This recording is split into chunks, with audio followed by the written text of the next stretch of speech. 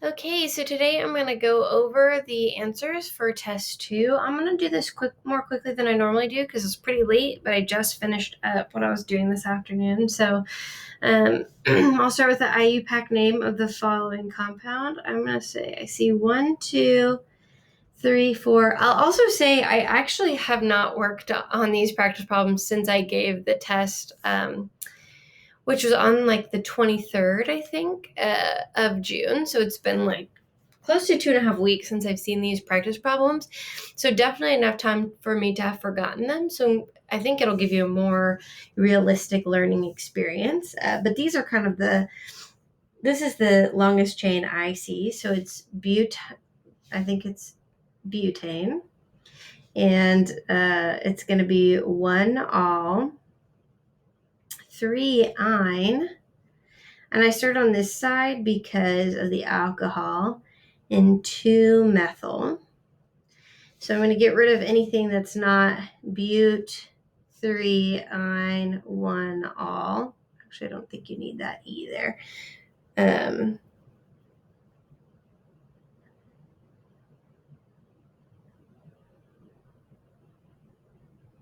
Is it butanol? Yeah. Butanol. Okay. So this is 3 ine 1 ol. This is 3 ine 1 ol. 1 ine 3 ol. That wouldn't happen. 1 ine 3 ol. That also wouldn't happen. So we're down to A, B, or E. None of these, but I think because it has 2 methyl butine ol, then that leaves A or B as the right answers. We just have to determine if it's R or S configuration. So there's a hydrogen right here, so that would be 4 in terms of priority. And then all of these are actually carbons. So this carbon is bonded to 3 hydrogens. So I'm going to say that's probably the next lowest priority. And then between these two, there's a carbon that's bonded to oxygen and 2 hydrogens, and this carbon is basically bonded to 3 more carbons. But if you compare this oxygen to this carbon, oxygen would be higher. So this is the order I would give. So then this isn't pointing backwards, so you can swap 2 groups to make it point backwards. Or something I like to do is kind of imagine myself standing here. So if I was doing that, my OH would be on this side, my ine would be on this side, and my CH3 would be going down. And then it would be 1, 2, 3, and so that should be R. So the right answer, I think, would be A. 2 methyl, there actually doesn't need to be a dash right here. 2 methyl but 3 ine 1 ol. Okay. The next question, what is the correct Iupac name for the following molecule? So this is definitely cis, so that's 1, 2, 3, 4, 5, 6, 7. So that actually doesn't help us get rid of anything. And then I agree that there's 7 of these. So heptane, and I'm starting from the side because alcohol has to be first because it's the highest priority. So I'll say 1 ol, 2 ene, 7 iodo, like bromo or fluoro, and it's cis. So then when I combine all these, A, B, C, D, E, F, G, H, I, oh wait, these are both suffixes. So it'd be 7 iodo, hept, 2 ene, 1 ol. So I'll get rid of anything that isn't 7 iodo. So that's 1 iodo, so that's not right. This is iodide. That would be if it was C, like chloride, or if it was I minus. maybe with like an O, or I guess I minus would be with like a positively charged something. So that's usually when iodide comes off. Oh, like sodium chloride, or if you had sodium iodide, that's when you would use that. Not if it's attached directly with a covalent bond. If it's an ionic bond is when you use "ide" at the end. Iodide. So that leaves us with A or D. And I just realized this should be hept. There shouldn't be the A in here. So I actually will go back and give partial credit to this if somebody put none of these, because technically none of these are right. Okay, so 7-iodo-hept 2. So see how that said heptane? That's not right. You don't need the A and E. So I'm pretty sure someone pointed that out to me and I just had forgotten. So give partial for E on this one. I'll go back and do that. But I don't know. I feel like most people don't notice that kind of little thing, but just in case, I'll go back and give partial credit for that. And then cis 7-iodo-hep. So this has hydroxy, so that's not right. So it has to be this 7-iodo-hept 2-ene-1-ol. But I will give partial credit for E if anyone picked E on that one. Okay, next question. What is the name of the molecule that will be made when this reacts with H2 and platinum under pressure? So it basically just gets rid of this. So that's 1, 2, 3, 4, 5, 6, 7, 8, 9. So nonane, and that's C. The next one, the compound shown below is a stereoisomer of the asthma medication albuterol. Determine the appropriate label for the stereocenter. Okay, so there's one stereocenter here. And I do remember a student talked about how they weren't sure because this was part of the ring. That was kind of tricky. And so I did, I think I either gave partial credit or I gave an extra point. I do remember I added that in if you chose the wrong R or S configuration. So I do remember I went ahead and took care of that, but I'll go ahead and show you how I would solve it. So there is a hydrogen that's 4, priority 4, and then this alcohol would be 1 because both of these are carbon. So now we're just trying to decide between these two. And this carbon has 2 hydrogens and a nitrogen, but this carbon has 3 carbons attached to it.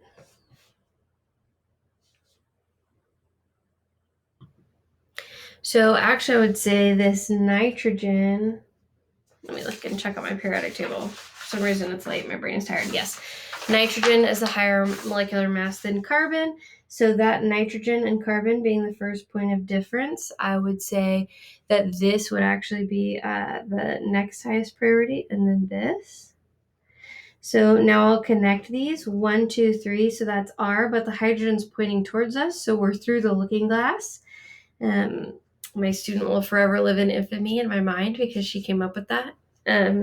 So I would say the answer choice was B, S, but I did BS, but I did go through, and if anyone chose A, I think I either gave half a point or a whole point back for that. I don't remember. Like, I think I might have just accepted if they knew it was R or S.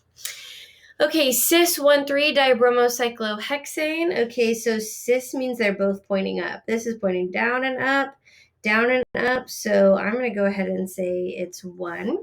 But if you can't just see like these are both pointing up here, the other thing you can do is draw the wedge. So I like to draw the wedges.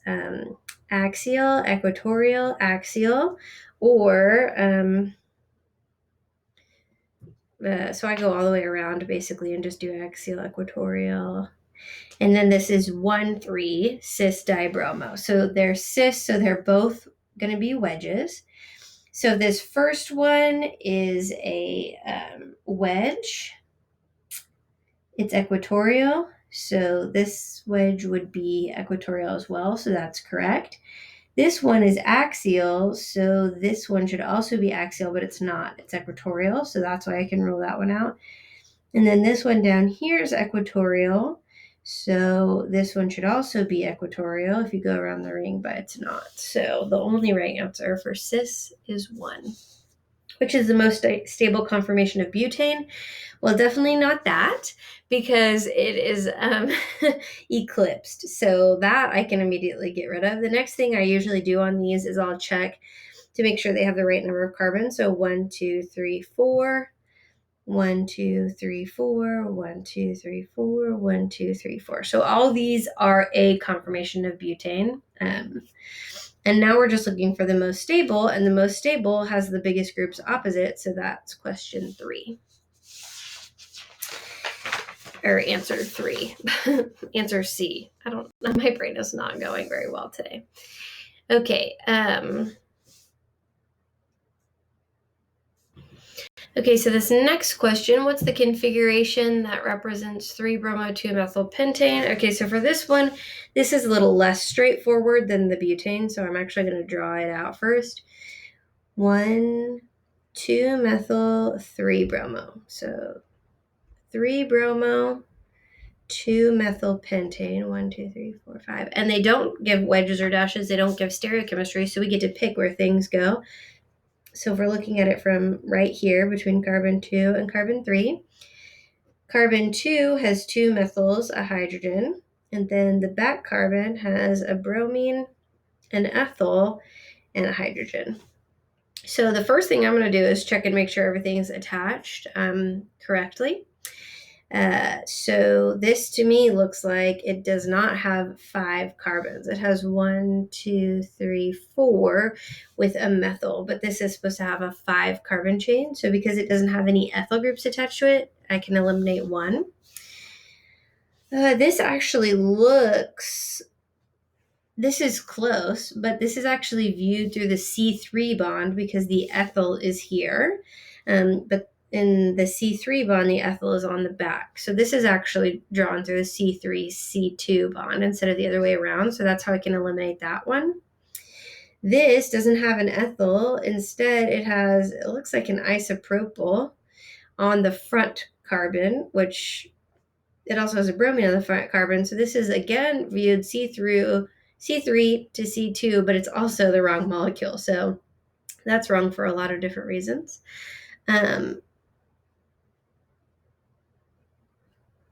This one also has the this is same thing. This is viewed C3, C2, so we can eliminate that.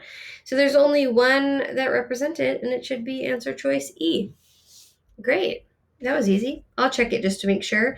The front carbon has 2 methyls and a hydrogen, and the back carbon has a bromine, a hydrogen, and an ethyl, and we don't have to worry about what order it's in because it didn't give us stereochemistry, so that's that. The isopropyl group has the alternative name. Okay, so isopropyl looks like this. It's bonded right here, so there's 1, 2, 3 carbons on it. But if it was bonded to an R group, you actually have to start from where it's on the parent chain. So this would actually have to be carbon 1 and then carbon 2. And then the proper Iupac name would be that there's a 1-methyl. So the overall group is an ethyl group because there's 2 carbons attached. And there's 1 substituent on it, which is 1-methyl ethyl. And this is why we memorize isopropyl, because that's a lot easier to write than 1-methyl ethyl. So the answer here is A. So there's a few other groups that we have. There's tert-butyl, and there's sec-butyl, and neopentyl. So make sure you can name all of these because that usually will come up on exams. So for this one, tert-butyl, I would say that's ethyl. And then it has 2 methyl groups on the first one. So 1,1-dimethyl ethyl. This right here, there's for sec-butyl, there's 3 in a row, so that's propyl. So 2-methylpropyl for sec-butyl. For neopentyl, there's 3 attached, so again propyl, but it's 1, 2, 3, 2,2-dimethylpropyl. So Oh, look, there it is, 2,2-dimethylpropyl. So that's neopentyl. This is isopropyl.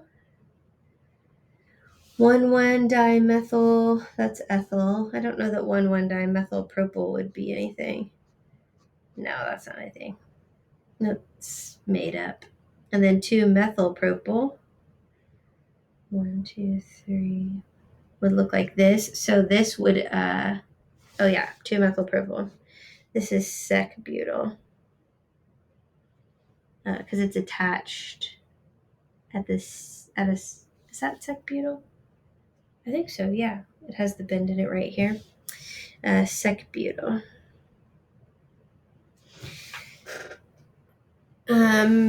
So you should be able to kind of come up with what each one of these would be. 2-methyl-ethyl actually doesn't even make sense because if it's ethyl and there's a methyl on carbon 2, it actually would just be propyl, so that's a trick. So you should be able, though, to convert from the Iupac name to the common name that you have to memorize. Okay, for the following molecules, I went over this in class, but basically, when I see these, I first will assign R and S configuration to all of them because that helps me. And when I see molecules like this that have the same groups attached, like there's a bromine on the top, or there's a bromine on the top and bottom, a CH3 on the top and the bottom, and an H on the top and the bottom, then I go ahead and assume that there's going to be probably one stereoisomer that's a meso compound. So I'll go ahead and just assign R and S to all of these.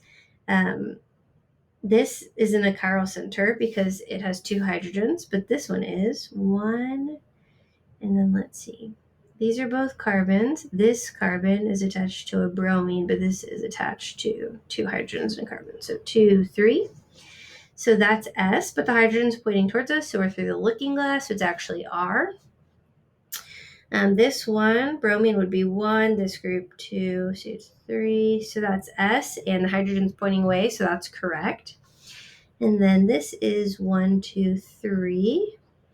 That's R. The hydrogen's pointing away from us, so it's actually S. So this one's SS. This one's just R. This is 1, 2, 3. R. That's S, but the hydrogen's pointing towards us, so it's R. 1, 2, 3. That's R, and the hydrogen's already pointing away, so that's correct. So RR. So I already know these two are enantiomers. And then here, this is 1, 2, 3. So that is S. The hydrogen's pointing away, so it's actually R. And then 1, 2, 3. That is R. Or no, that's S. Whoa. I lost my mind here. This is going towards the right, so that's R, but the hydrogen's pointing away, so it's actually S. That was weird.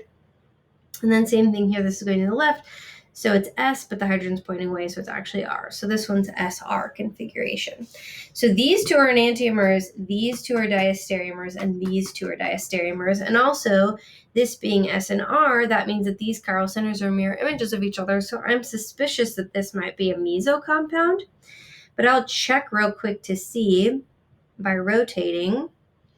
So CH3, Br, and H on the top. My handwriting's bad, sorry.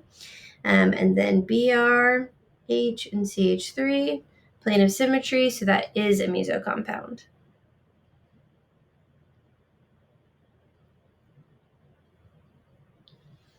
Okay, so these are enantiomers.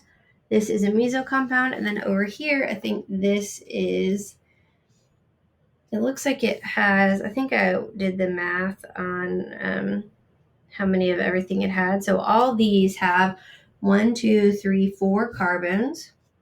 And this does too. 1, 2, 3, 4 carbons. This has 2 bromines, and all of these have 2 bromines. So the only thing left is hydrogen. So there's 2, 3, 4, 5, 6, 7, 8 hydrogens here. 1, 2, 3, 4, 5, 6, 7, 8 hydrogens on this one, which means if all these are in stereoisomers, then it'll be the same. So this one with all of these is constitutional. So just from assigning RNS configuration, I was able to figure all that out.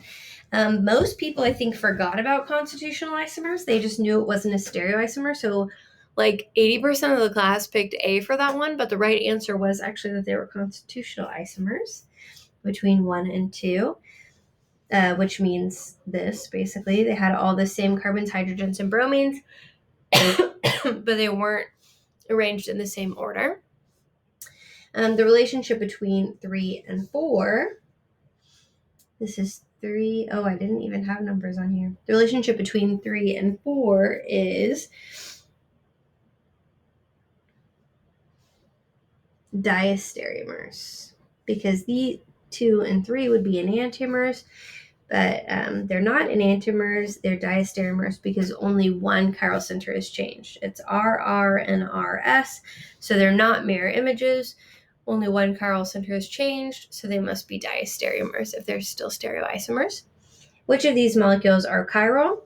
Well, 1 is definitely chiral because it only has one chiral center. 2 and 3 are chiral because they have enantiomers, so they must be chiral. But 4 is not chiral because it has a plane of symmetry. So even though it has 2 chiral centers, it's not chiral, which makes it a meso compound. So the answer to this one is actually A, 1, 2, and 3. A lot of people, I think, didn't notice the meso compound, so a lot of people missed that on the exam as well.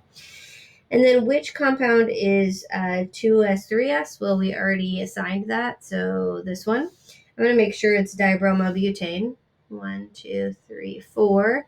Yep, 2, 3 dibromobutane. So that's answer choice 2.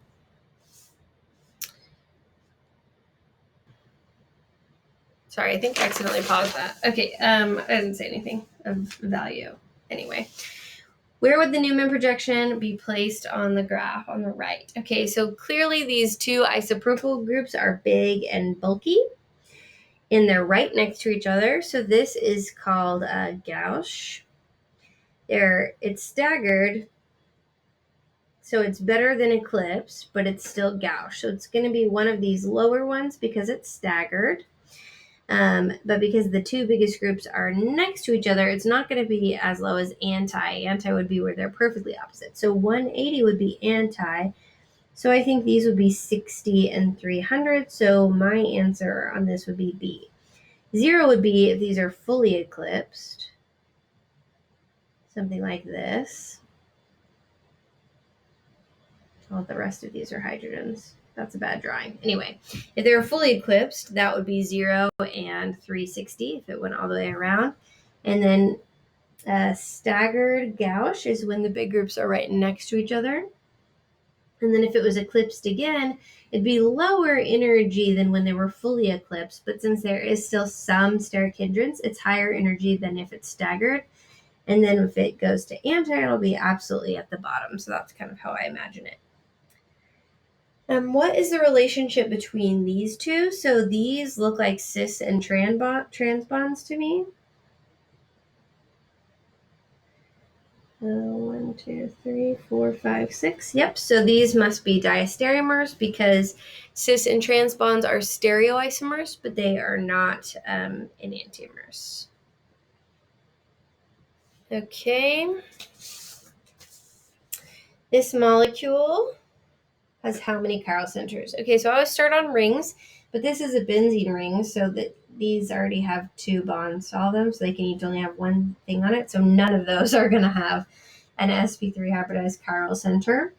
So then I'll move away from the ring. Right here, this has 2 hydrogens, so I don't think that's one.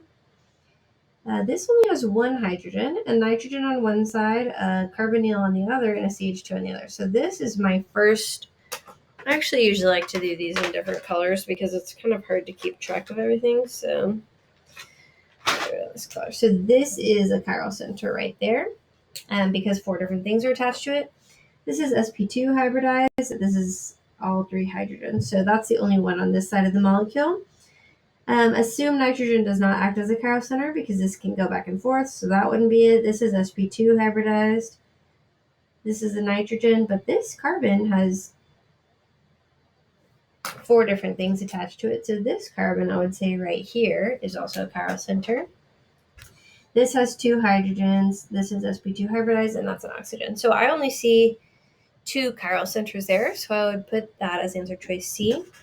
Oh, this question I got confused on in class today. Which of the following is not true of enantiomers? And I think I got confused because I said they do have the same specific rotation, but it's opposite, which means they don't have the same specific rotation. They have opposite specific rotation. So this was the right answer. They definitely have the same melting point and boiling point because they have the same intermolecular forces, which is what that's dependent on.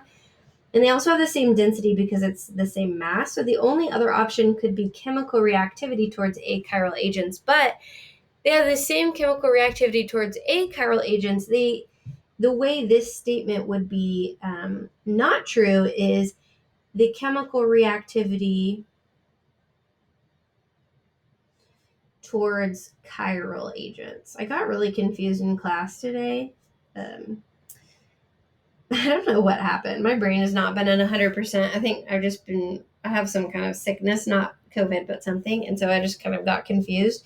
But so that's what this question was asking. It was trying to figure out if you realize that the specific rotation was opposite. So I think I just got myself confused and I was like, yeah, it has the same specific rotation, just in opposite directions. But that's the best answer here because they do have the same reactivity towards achiral agents. If you're trying to separate out the different molecules, you would have a chiral column with a chiral agent in there that they would have different reactivity with. And so you'd put in the racemic mixture. And actually, as it travels through the column, if you have like a bunch of R and a bunch of S and it's all mixed in, it'll go through and actually the R or S, whichever, will stay behind. And the S will come out through. It's a gravity column, and it'll drip out. And then you can collect all the S in your little Erlenmeyer flask. And then you can switch that out, and then you'll have a flask of all your S. And then when the R comes out, you can change it out. So that was the right answer. I don't know why I got so confused on that in class, but then I got frazzled, and I was like, now I'm just confused. Okay, R2-chlorobutane is represented by. So I'm just going to look for butane first and foremost. This is 1, 2, 3, 4. So that's butane, but it also has a methyl group. So I don't think that's chlorobutane. That's methylchlorobutane. Same thing here, actually. 1, 2, 3, 4. And then this has a methyl group on it. So that's also methylchlorobutane. So I don't think that's right. 1, 2, 3, 4. Okay, that's butane. So this could be it. So I'm going to write maybe here. And then 1, 2, 3, 4. That's also butane. So maybe here. And then 1, 2, 3, 4. So that's maybe, but this isn't a chiral center. This is 2 hydrogens. So I'm going to draw this out. 1, 2, 3, 4. The chlorine is primary here. So this is 1 chlorobutane. So that's not it. So the answer choice can only be 3 or 4. So then to assess this for me, I want the hydrogen to be pointing back. So I'm actually going to imagine myself standing on this side of the molecule. So I'm going to imagine I'm like standing here and looking at it, which means the CH3 and the chlorine would both be kind of pointing up, and then they'd be pointing up and towards me. The CH3, and this is supposed to be chlorine, and then the CH2, CH3 would be on the bottom, and that way the hydrogen would be pointing straight back into the plane of the page. And so, but from here, I can know that this would be 1, this would be 2, this would be 3, and so that should be R. Another way you can do this, I guess because the hydrogen's already pointing back, you can just do 1, 2, 3 on here, and that's R. So yeah, you could just do it like that. I made it more complicated than I had to. And then same thing on this one, actually, because the hydrogen's pointing down, I imagine myself floating on top and looking down. So if I was that way, it'd be CH2, CH3, and then CH3 over here and chlorine over here. So that'd be 1, 2, 3. So this one is S. So answer choice C should be the right answer. Okay, so that's the free response. Nope, that's not the free response. That's the multiple choice. I'll move into the free response here. For the given molecule, I did go over this in class, but draw the same molecule in wedge dash notation. So the best way to convert from Fischer to wedge dash is to remember that in Fischer projection, this is pointing away, and these are coming towards us. And so if you were, and you're sort of floating above it and looking down. So if you can imagine it like this, if you're floating above it and looking down, it would appear like this, where these wedges are coming towards you and these are going away from you, and this is in the same plane as you. If that's too confusing, I encourage you to draw it or build it with your molecule kit to see it. But then we also have to fill in. This is just the base structure, but I'm going to fill in. We have an OH pointing back on this side, a CH3 pointing back on this side, and then over here we have CH3 and hydrogen, and on this one we have OH and hydrogen. So I picked this as the top, so then these would be on my left, but if there were some people who drew it like they were looking at it the opposite way, so they had this CH3 is the top, and so then their hydrogens were wedges and their dashes were CH3 and OH, and that's perfectly fine too. Oh wait, I switched this. This is CH3, this is OH. That's perfectly fine too. Either of those is correct. So drawing an enantiomer in Fischer projection, this one you can just draw the mirror image, and it makes life easy. So I just draw a line and then draw the Fischer projection, OH, CH3, H, H, CH3, OH, and there we go. That's my mirror image. Now for draw a diastereomer, I will just pick one to flip, because if you interchange two groups, it changes the stereochemistry. So usually I leave the top the same. I don't know why, it just feels right. And then on the bottom, I will trade out two groups. So I'll make the hydrogen be on the left and the OH on the right, and the CH3 still on the bottom. So this is the diastereomer. So you just leave one the same and make one the mirror image. If you're not sure, you can also assign R and S configuration. So this is 1, 2, 3. So that one is R, the hydrogen's pointing towards us, so it's S. And then this one, 1, 2, 3. This is also R, hydrogen pointing towards us, so also S. So then if this is RR, or this is SS, the mirror image must be RR. I'll double check it. 1, 2, 3. S, but the hydrogen's pointing towards us, so it's R. 1, 2, 3. S, but the hydrogen is pointing towards us, so it is R. Yep. So RR and SS. So this chiral, or this one should be RS, just to double check to make sure for diastereomer, because SS. So I'm assuming this one will be S and this one will be R. 1, 2, 3. So that's R, and the thing's pointing away from us, so it is S, and then 1, 2, 3. That's S, but the hydrogen's pointing away from us, so it's R. So this is SR, and hopefully a little red flag is going off in your mind, because if this is SR and it has all the same groups attached to it, that could be a meso compound. So I'm going to rotate this one on the bottom. And notice the difference between rotating and flipping to. When you flip to, it changes the stereochemistry, but if you rotate, it doesn't. It's just a different conformation. And this is a meso compound, so the answer to this bottom one is yes. The RS configuration, I'm not going to write this all out.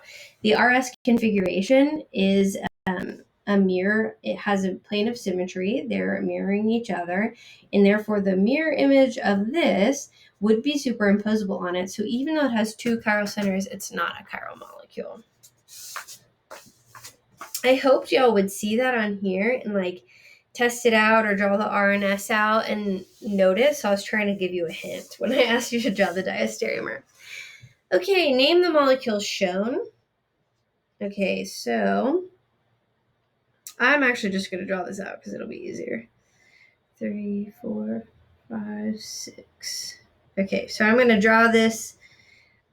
Actually, this should be probably carbon 1, 2, 3, 4, 5, 6, because there's an alcohol. So this is from carbon 2 to carbon 3, because that's how I'm used to looking at Newman projections. So if it's on the left when it's flat, if I turn it this way, it's going into the plane of the page. So this hydrogen is going into the page, and this OH is coming towards us, and the CH3 is just straight in the plane of the page. And then on carbon 3, we have 2 hydrogens both pointing down, and then this pointing up. So these are just there. So I guess it'd be 1, 2, 3, 4, 5, 6. Is that right? Hexane to all. So I think it would be hexane to all, and then I have to find the RS configuration. 1, 2, 3. So that should be R, and the hydrogen's already pointing away from us. So I think this is R hexane to all. And then this is draw 1R, 1S in the most stable oh, okay. Butyl. I made up a word. So I'm going to start, it's in chair conformation, cyclohexane. So if you just drew the cyclohexane in the chair, you would get points for that. So I'll start, it's 1R3S, 1 fluoro. So I always will just do these as wedges initially, just to make my life easier. Because the hydrogen then would be pointing away. And then I assign the configuration and see if it's right. So this would be 1, 2, 3. So R. And we want 1R, so that's right. And then this carbon is attached to 3 carbons. So this is 1, 2, and 3. So that's S. So these are both pointing up. So I'll draw, they're both pointing up, and I think they're both axial. Or we'll do equatorial, axial, equatorial. They're both pointing up and they're both equatorial. So that makes life easy. So I can make them point down if I want to. So I'll just start here and have my fluorine point down and my tert-butyl point down. So they just both have to point in the same direction. So these are both equatorial. Any equatorial where they're pointing the same way, if you wanted to do this,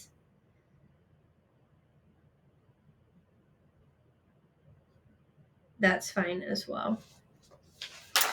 Okay, so that's a quick overview. I went faster on this than I normally do just because it's very late, but hopefully that was helpful to you. And if you have any questions, please reach out to me. And I was going to say I have office hours tomorrow, but I don't know when you're watching this, so hopefully it helps. Happy studying!